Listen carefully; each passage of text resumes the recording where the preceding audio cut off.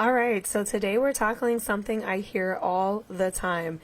Hey, all religions are basically the same, right?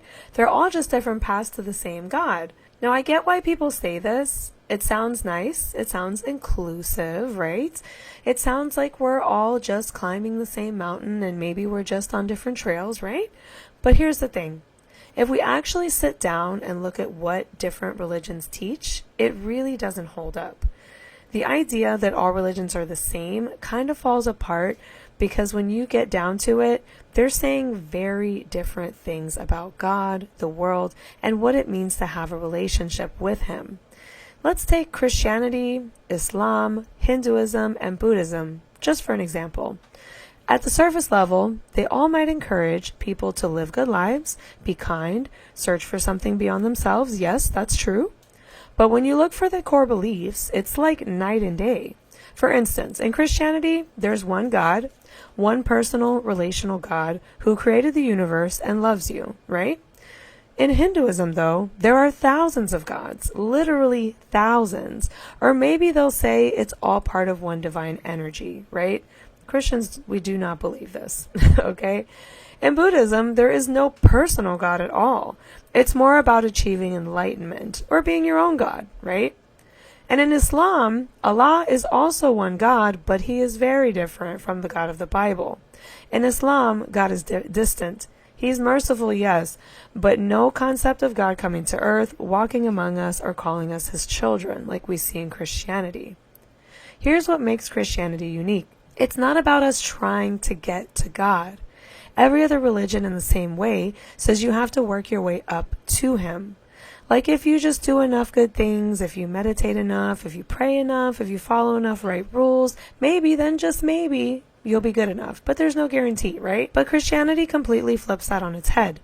In Christianity, God came down to us. Jesus didn't wait for us to climb up the mountain. He came down to meet us where we are. It's not about what we do, it's about what He already did. And whatever we do after that is just the fruit of what Christ already did for us, not the root, right? Think of it like this. Imagine you're stuck in quicksand, and other religions might say, try harder, try to pull yourself out, follow these steps and you'll make it. But in Christianity, God literally throws you a rope. Jesus is like, you can't do this on your own. I've got you. I'll pull you out of the quicksand. That's grace. That's the gospel. And that's a huge difference. It's not just semantics. It's a completely different message. Now, don't get me wrong. I'm not here to bash other religions or the people who follow them. This isn't about disrespecting anyone. People of different faiths all deserve kindness, love, and conversation.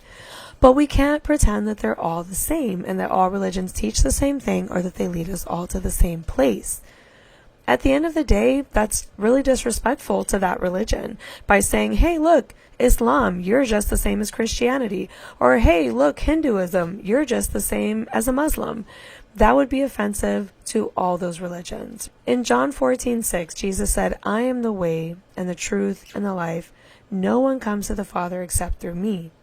So that's not a maybe or an option. Jesus is saying, I'm it. I'm the path. That's all there is.